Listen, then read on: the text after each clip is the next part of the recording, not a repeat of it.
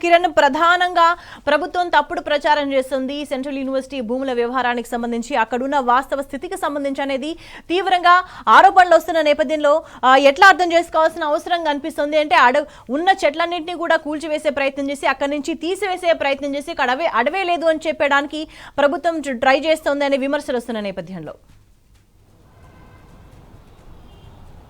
ఖచ్చితంగా ఎందుకంటే రాష్ట్ర ప్రభుత్వం వ్యవహరిస్తున్నటువంటి తీరు పట్ల ఇటు ప్రజా సంఘాల నుంచి కావచ్చు, పౌర హక్కుల సంఘాల నుంచి కావచ్చు, అంతేకాకుండా సెలబ్రిటీల నుంచి కూడా తీవ్ర స్థాయిలో విమర్శలు అయితే వస్తూ ఉన్నాయి. హెచ్సియు వ్యవహారంలో కూడా ఇటు ప్రకృతి వర్సెస్ ప్రభుత్వంగా మారిపోయినటువంటి దాఖలాలు అయితే మనకు కనిపిస్తున్నాయి. ఇప్పుడు రాష్ట్ర సమస్య కాదు, దేశ సమస్యగా హెచ్సియు అంశం కనబడుతుంది. రాష్ట్ర వ్యాప్తంగా ఉన్నటువంటి అన్ని యూనివర్సిటీలు కావచ్చు, ఢిల్లీలో ఉన్నటువంటి జేఎన్యూ విద్యార్థులు కావచ్చు పెద్ద ఎత్తున ఆందోళన చేస్తా ఉన్నారు. గత 4 రోజుల నుంచి కూడా దాదాపు 40 నుంచి 50 జేసీబీలతో ఉన్నటువంటి అటవీ ప్రాంతాన్ని అంతా కూడా చెల్లాచెదురు చేస్తా ఉన్నారు. అక్కడ ఉన్నటువంటి పక్షి జాతులు కావచ్చు, చెట్లు కావచ్చు, అరుదైనటువంటి ఔషధ గుణాలు ఉన్నటువంటి చెట్లు కూడా అనేక ఉన్నాయి.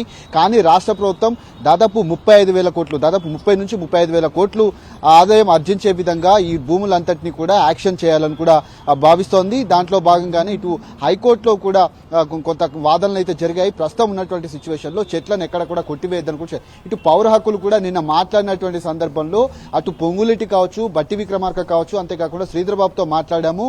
చెట్లను ప్రస్తుతానికి కొట్టొద్దు, ఖచ్చితంగా అక్కడ ఉన్నటువంటి భూమి వ్యవహారంలో తదుపరి చర్యలకు ఏ విధంగా పూనుకుంటారని తమతో సంప్రదించిన తర్వాత మాత్రమే ముందుకు వెళ్లాలని సూచించినప్పటికీ కూడా వాళ్ళు అక్కడ సరే అని ఒప్పుకున్నారు. మళ్లీ వచ్చి ప్రెస్ మీట్లు పెట్టి అక్కడ ఉన్నటువంటి విద్యార్థులంతా కూడా పెయిడ్ బ్యాచ్, ప్రతిపక్షాలకు చెందినటువంటి వాళ్ళంతా కూడా వాళ్ళందరినీ నడిపిస్తున్నారంటూ కూడా చెప్తా ఉన్నారు. కానీ విద్యార్థులు మాత్రం ఇక్కడ ఉన్నటువంటి ల్యాండ్ను పూర్తిగా చెట్లను కావచ్చు, పక్షి జాతులను కావచ్చు, జంతు జాతులను ఏవైతే కూడా పూర్తిగా ముట్టుకోకూడదు, వాటికి కూడా చాలా ప్రమాదం వాటిల్లేటువంటి అవకాశం ఉందని కూడా చెప్తున్నారు. పౌర సంఘాలకు సంబంధించి 1969 నుంచి 74 సమయంలో నాటి ప్రధానమంత్రి ఇందిరాగాంధీ మెహదీపట్నంలో దీనికి సంబంధించినటువంటి యూనివర్సిటీ ల్యాండ్ను కేటాయిస్తామని చెప్పారు. కానీ ఆ ల్యాండ్ విషయంలో కూడా అక్కడ డిఫెన్స్ ల్యాండ్ సరిపోదు, పూర్తి స్థాయిలో విశాలంగా ఉన్నటువంటి ప్రాంతం చూపెట్టాలని కూడా కోరినటువంటి సందర్భంలో ఇక్కడ ప్రస్తుతం ఏదైతే కొనసాగుతున్నటువంటి కేంద్రీయ విశ్వవిద్యాలయం హైదరాబాద్కు సంబంధించినటువంటి ఆ యూనివర్సిటీ ప్రాంతం ఏదైతే ఉందో అక్కడ 2,300 ఎకరాలు కేటాయించడం జరిగింది. అక్కడ ఆనాడు ఉన్నటువంటి యూనివర్సిటీ ఎవరైతే వైస్ ఛాన్సలర్ ఉన్నారో ఆ చుట్టూ ప్రహరీ గోడను తిప్పి ఆ తర్వాత కొన్ని కార్యకలాపాలను అక్కడ ఉన్నటువంటి యూనివర్సిటీలు కూడా నడిపారంటూ కూడా పౌర హక్కుల సంఘాలకు సంబంధించి నాడు ఏదైతే వరంగల్లో పనిచేసినటువంటి ప్రొఫెసర్ హరగోపాల్ ఎవరైతే ఉన్నారో తాను కూడా ఈరోజు మీడియా ముఖంగా చెప్పినటువంటి పరిస్థితులే కనబడుతున్నాయి. నాడు జీవో ఇచ్చారు కానీ పూర్తిగా రిజిస్ట్రేషన్ చేసుకోకపోవడమే ఇందుకు ప్రధాన కారణం. అందుకే ప్రభుత్వం మొండి వైఖరితో ఇప్పుడు వెళ్తున్నటువంటి సందర్భాలు అయితే కనబడుతున్నాయని కూడా చెప్తున్నారు.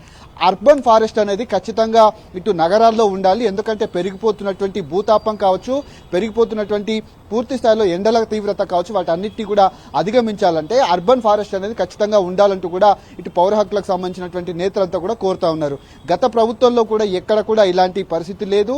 కేవలం రేవంత్ రెడ్డి ప్రభుత్వం వచ్చినటువంటి సందర్భంలో ఖజానా నింపుకోవడానికి భూముల అమ్మకాలు కావచ్చు, కొత్త ఫార్మాసిటీ కావచ్చు, ఫ్యూచర్ సిటీ అంటూ కూడా ఇటు ప్రజల్ని మభ్యపెడుతున్నారు. ఐటీ పార్క్, ఇప్పుడు ఉన్నటువంటి ఐటీ పార్కుల్లో ఐటీ కంపెనీలు పెద్ద ఎత్తున ఉన్నాయి. అక్కడ ఉన్నటువంటి ఉద్యోగాలు కూడా చేస్తా ఉన్నారు.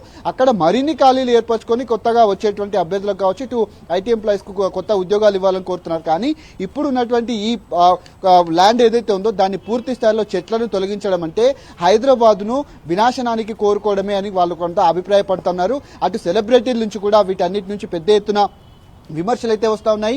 కానీ రాష్ట్ర ప్రభుత్వం దీనిపైన ఏ విధంగా ముందుకు వెళ్తుందనేది మాత్రం ప్రస్తుతం మనం వేచి చూడాలి.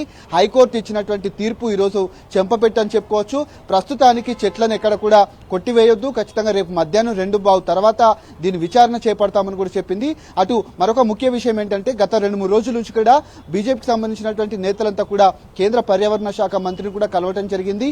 ఆ నేషనల్ గ్రీన్ ట్రిబ్యునల్లో కూడా ఈరోజు ఒక లేఖను కూడా రాసినటువంటి నేపథ్యంలో, పూర్తిగా కంప్లైంట్ చేసినటువంటి నేపథ్యంలో కేంద్ర పర్యావరణ శాఖ ఇటు రాష్ట్ర అటవీ శాఖకు ఆదేశాలు ఇచ్చింది.